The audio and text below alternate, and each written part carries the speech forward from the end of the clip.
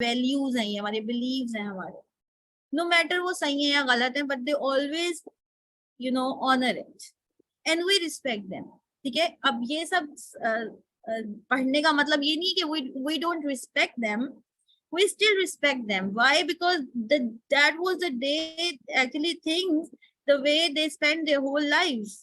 अब अगर मैं उनको कहूंगी यार आपने गलत किया तो they can't bear it। मतलब इस टाइम के तो बहुत कम जो लोग हैं वो अब हयात है। ठीक है, क्या आपकी फैमिली में कोई ऐसा इंसान मतलब जो है इस टाइम के लोग तो खैर हैं ज्यादा, लेकिन इस टाइम के कोई आपके पास हैं इस 1946 से 1964 से पहले पैदा हुए लोग? तो ये वो लोग हैं जिनकी जिनकी एज अब बहुत ज्यादा हो चुकी है, जो भी अगर हयात हैं जो उनकी एज बहुत ज्यादा हो चुकी है, और जो मतलब 60s के दौर के हैं ना, 1960s के हैं, वो तो माशाल्लाह ज्यादा हैं अल्हम्दुलिल्लाह। लेकिन जो उससे पहले वाले अगर हम 50s की बात करें तो बहुत कम लोग हैं। एंड वी कैन नॉट से दिस ऑन देयर फेसेस कि यार आप गलत कह रहे हो, बिकॉज आप ये देखो कि उन्होंने किसको बेयर किया है। ये जो जनरेशन है ये कैसे पेरेंट्स बेयर करती आई है, जो कि बहुत स्ट्रॉन्ग सिस्टम वाले लोग थे, जिन्होंने अपना एक सेटअप बनाया हुआ था। सो दे were little change.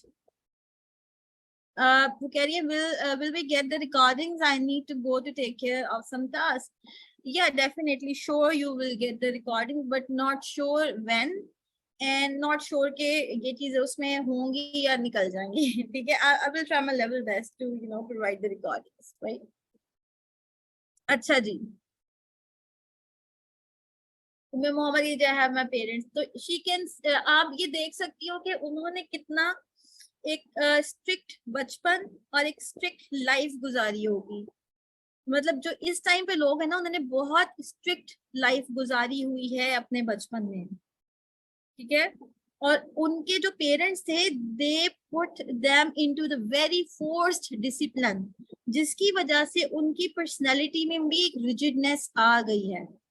And we can not do anything for it, we can not do it, क्योंकि वो लेकर आए हुए हैं। जिस तरह हम कहते हैं ना, जो हम कर रहे हैं हमारे औलाद जो है वो उसका बाल उठाती है, उसका बोझ उठाती है for a very long period of time. ऐसे ही जो हमारे पेरेंट्स हैं, जो उनके पेरेंट्स हैं, वो भी अपने शोल्डर्स पे एक बोझ उठाए हुए हैं, एक लाइफ पैटर्न उठाए हुए हैं। And that is why I always say कि जब तक हम ये लर्न नहीं ना करते पेरेंटिंग, हम वो बोझ आगे ट्रांसफर करते रहते हैं। And we need 3 generation, as per my understanding we need 3 generation. हम इस जनरेशन में पेरेंटिंग सीखेंगे, कोशिश करेंगे, फिर भी हम अपने पुराना कुछ ना कुछ जो हमारे अंदर एक इकट्ठा हुआ है ना, वो हम आगे जरूर डिलीवर कर रहे होंगे अपनी औलाद को। फिर हमारी औलाद भी आगे जाके सीखेगी, फिर भी उसके अंदर थोड़ा बहुत कुछ होगा जो कि हमने उसको ट्रांसमिट किया, वो आगे जाएगा। एंड देन द जनरेशन कम, जो कि उनका थोड़ा बहुत होगा और उनकी अपनी लर्निंग होगी, तो इंशाल्लाह Rahman they will create a very strong उम्मा। क्योंकि एक उम्मत बनाने के लिए ना हमें ये सब देखना पड़ेगा कि हमारी जनरेशन कैसे चलती आ रही है, पीछे क्या गलती हुई थी जो आगे नहीं करनी। सबसे इम्पोर्टेंट चीज ये है कि आप गलती को गलती समझो, गलती रिपीट ना करो। कभी भी किसी चीज से जान छुड़ानी होती है ना, किसी गलत आदत से, तो पहले उसको गलत मानना जरूरी होता है, उसका जानना जरूरी होता है, और फिर उसको रेक्टिफाई करना होता है। तो अभी तो हम उस फेज में भी नहीं आए कि हमें ये मालूम हो जाए कि गलत कोई चीज है, वो क्यों गलत है, वो कैसे गलत है, उसका इम्पैक्ट कहाँ से चलता आ रहा है। अभी तक हम रूट कॉजेस पे नहीं गए, इसलिए प्रॉब्लम्स हम सब फेस कर रहे होते हैं।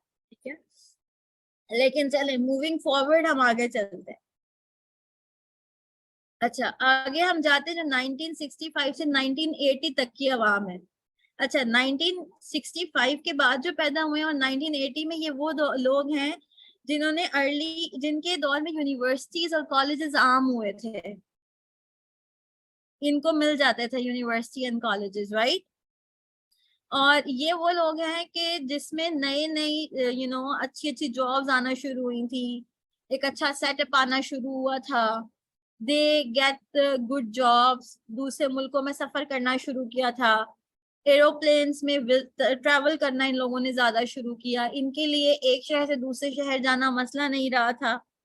they guys are enriched, they are more wealthy than before। अब इनमें क्या चीज इंक्रीज हो गई थी, इनमें डाइवर्स रेट, यहाँ से तलाक का रेशो बढ़ना शुरू हुआ था। उससे पहले कभी ये सोचा भी नहीं जाता था, लोग बहुत ही डरते थे, इस चीज से लफ्ज ही नहीं आता था। अच्छा, सेल्फ सफिशिएंट था, ठीक है, फर्स्ट मिल्क कार्टून किड, ठीक है। अच्छा, पहली दफा जो है वो कार्टन किड्स थे, यानी कि इस दौर में जो पैदा हुए हैं उन्होंने फर्स्ट टाइम जो है वो कार्टन का दूध भी जो है वो पिया है, ठीक है, कार्टन के दूध आना शुरू हो गए थे, डब्बे के दूध।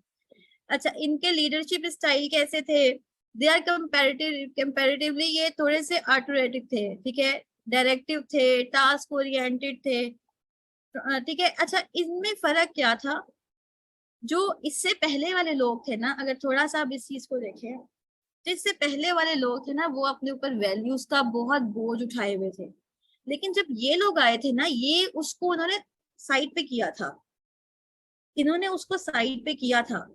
ऑल्दो जिस तरह थोड़ी बहुत चीजें ट्रांसफर होती है वो हुई तो थी इनमें, लेकिन ये उस तरह का लाइफस्टाइल नहीं लेना चाहते थे जो इनसे पहले वालों का था। आपने ये चीज देखी है कि जो लोग जो है 1965 से 1980 में पैदा हुए हैं, वो हमेशा एक बात कहते हैं कि जो हमारे बड़े थे, दे दे वो तो ऐसे मारते थे, वो ऐसे करते थे, हम ऐसे नहीं करेंगे, हम ऐसे नहीं करेंगे, वी आर डिफरेंट।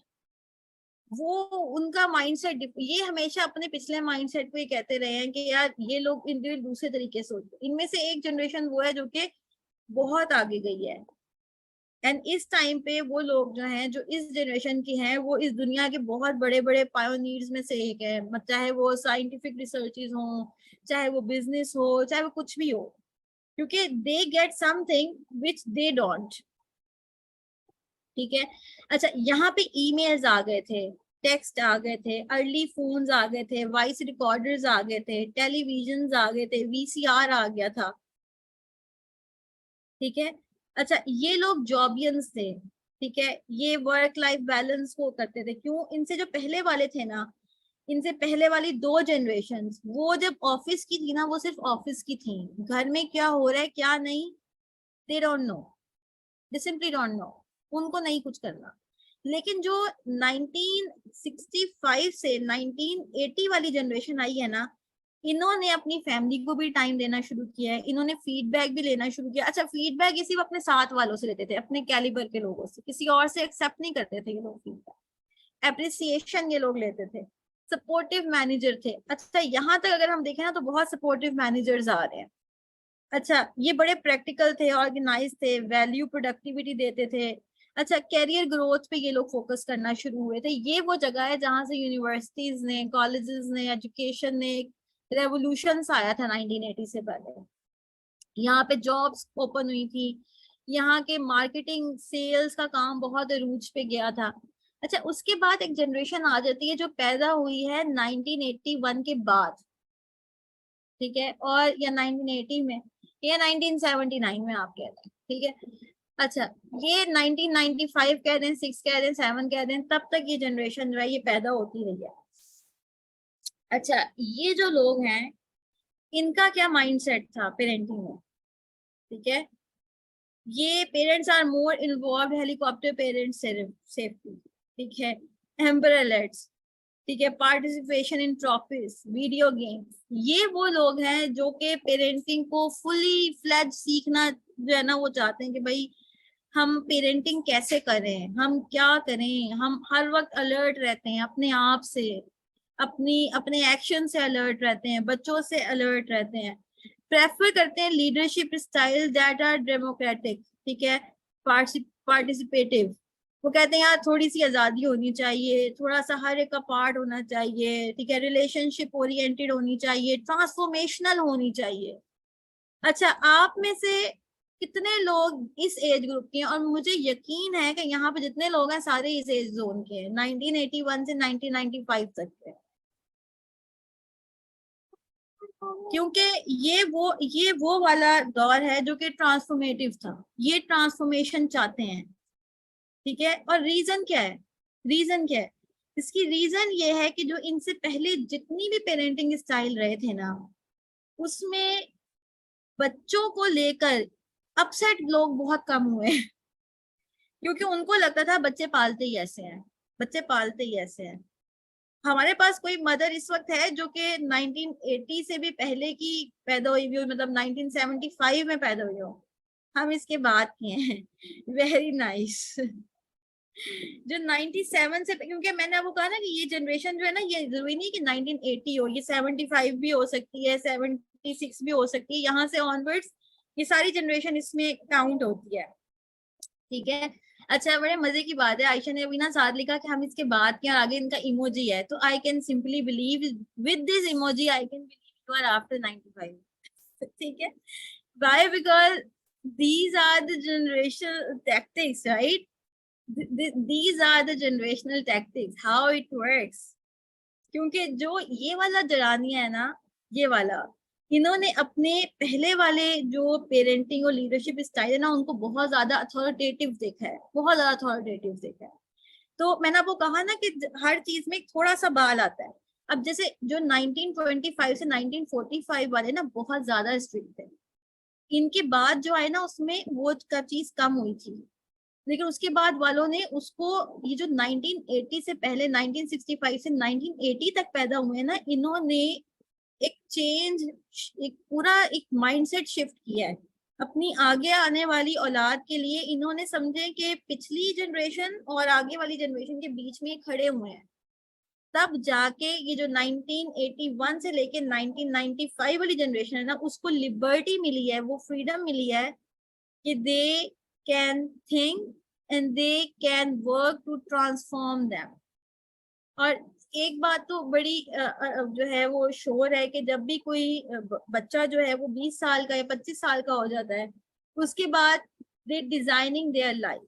तो जो उससे पहले वाली जनरेशन थी उसने भी 25 से 30 साल के बाद डिजाइन किया सब कुछ। जो जनरेशन जो है 1981 में पैदा हो रही है, वो भी 25 से 30 साल के बाद कोई डिजाइन कर रही है। This is how it works. अच्छा, अब ये जो 1981 से आए हैं ना, इन्होंने वो घुमाने वाले टेलीफोन, ठीक है, घुमाने वाले टेलीफोन से लेकर सोशल मीडिया भी देखा, स्मार्टफोन भी देखा, और डिजिटल कम्युनिकेशन भी 1995 तक आ गई थी। ठीक है। और इसके बाद अगर हम देखें, इसके बाद अगर हम देखें जो 1996 से 2009 वाले हैं, तो इनका जो है ये पेरेंटिंग इनकरेज रियलिस्टिक एक्सपेक्टेशंस है, कॉन्स्टेंटली एक्सपोज टू मीडिया है, ठीक है, view the internet as the authority, prefer coaching style leadership, expect positive feedback expect करते हैं। ये इनको कुछ और कह देते हैं तो दे स्टार्ट फीलिंग ऑफेंड हो जाते हैं।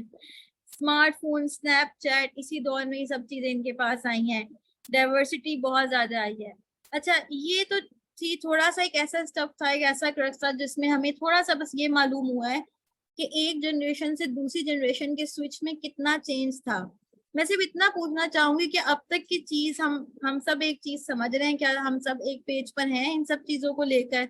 Are we all on the same page? यहाँ तक सब समझ आ रही है? और कोई चीज समझ नहीं आ रही, यू कैन आस्क।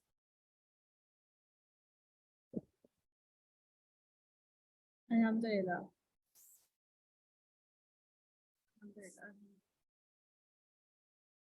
अच्छा, ये बस थोड़ा सा हमारा जो ये वाला पीरियड है ना, ये जो अभी हम कर रहे हैं टॉपिक, ये थोड़ा सा आप लोगों को ज्यादा समझ लें कि एफर्ट करनी पड़ेगी to process each and everything. लेकिन आगे इंशाल्लाह आसान है। बल्कि मैं अभी कुछ देर पहले मैं यही सोच रही थी कि ये 2 दिन की वर्कशॉप होनी चाहिए थी। प्रॉफिटिक जो स्टाइल ऑफ पेरेंटिंग है, दैट इज मोर जो है वो, उसमें भी इतना ही टाइम लगेगा, और अभी हम इसी को देख रहे हैं इंशाल्लाह।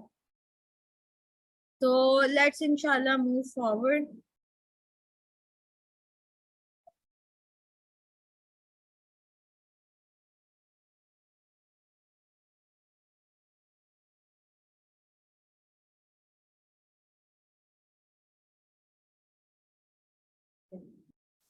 अच्छा, इसके बाद हम थोड़ा सा एक चीज और देखते हैं, that is about the life events की professions, technology, current life situation, deepest fear, etcetera. अच्छा, ये थोड़ा सा आई होप कि आप लोगों के लिए लेस जो है वो हो। इसमें हम सिर्फ थोड़ी सी चीजें देखेंगे, इसमें आपको सिर्फ मेन चीजें देखना चाहूंगी कि आप लोग इसको देख लें और इससे थोड़ा सा आइडिया ले लें। ठीक है, ये जो हमारी 19, ये जो हमारे इसको हम कहते हैं, ये जो हमारी ग्रेट साइलेंट जनरेशन है हमारी, इसमें अगर हम देखें जो 1945 से पहले पैदा हुए हैं तो उनके यहाँ सबसे बड़ी जो टेक्नोलॉजी थी वो कार थी, और उनका जो कम्युनिकेशन स्टाइल था वो लेटर था। इन लोगों की हॉबीज अगर पूछते थे हम तो वो रीडिंग हुआ करती थी। ठीक है, और अगर हम देखते थे कि इनका सबसे बड़ा फियर क्या है, तो उनको लगता था कि वर्ल्ड इज इन 2016 में दुनिया खत्म होने वाली है, ये नहीं कि खत्म हो जाएगी दुनिया, मतलब they will always be like this. अच्छा, जो हमारे 1946 से 64 तक इनको हम बेबी बूमर्स बोलते हैं, इन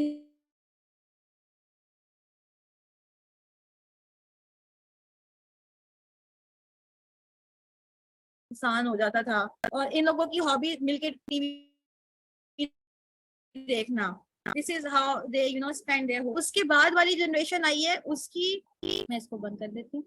अच्छा, इनका कम्युनिकेशन स्टाइल टेलीफोन था, क्योंकि ये थोड़े मॉडर्न हो गए थे। बेबी बूमर्स के बाद जनरेशन एक्स आ गई, जिस जनरेशन एक्स को हम कह रहे थे कि they stand between the before and after.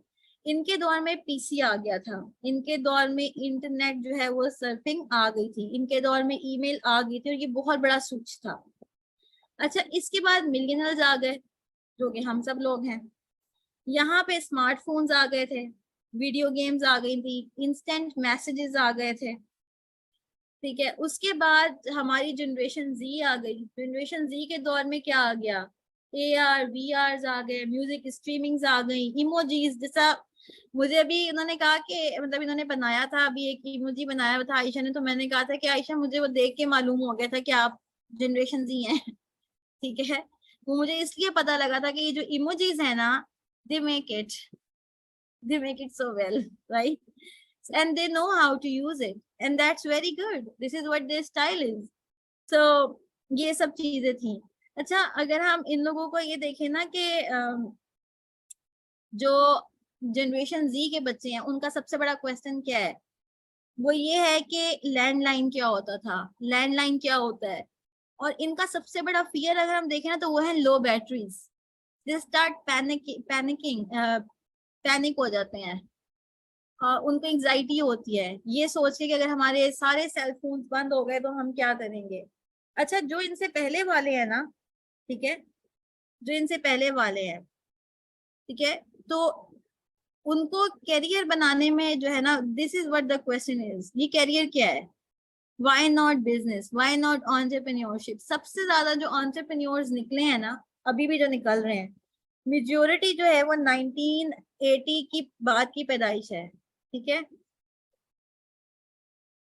Ayesha कह रही है हैपेंड फ्यू डेज अगो, हम छोटे शहर में थे तो लैंडलाइन देखी हुई। Very good. अच्छा, अच्छा, सबसे बड़ा फियर क्या होता था जो हमारे दौर के, यानी कि हमारा दौर में कह रही हूँ, लेकिन जो 1980s या 81 के बाद की जो अवाम है ना, 1997 तक की, उनका सिर्फ एक ही जो है वो फियर होता था उनका, कि हमने अपनी जो स्कूल कॉलेज यूनिवर्सिटी की फी देनी है वो किस तरह से पे करना है, उसकी किस्तें किस तरह से उतारनी है। क्योंकि ये लोग जॉब्स किया करते थे, छोटी छोटी जॉब्स, बड़ी बड़ी जॉब्स, हर तरह की jobs, pay their student loans, student fees, and they did a lot of effort into it. क्योंकि जो उसके बाद जनरेशन जी आई है ना, मोस्टली इनके पेरेंट्स ने इनकी फीसेस पे की हैं, लेकिन मिलियनर्स जो हैं दे पे, मोस्टली इनमें से इन्होंने अपनी फीस खुद पे की है। This is how it is. जो जनरेशन एक्स है उन्होंने तो खुद ही मतलब सारा कुछ अपना खुद किया होता था, मतलब देयर पेरेंट्स बहुत कम करते थे, और जो मतलब नहीं करते थे उनके पेरेंट्स उनको पूरा सेटअप करके देते थे, लेकिन उनमें से जितने भी आबादी होती थी दे पे देयर ओन फीस।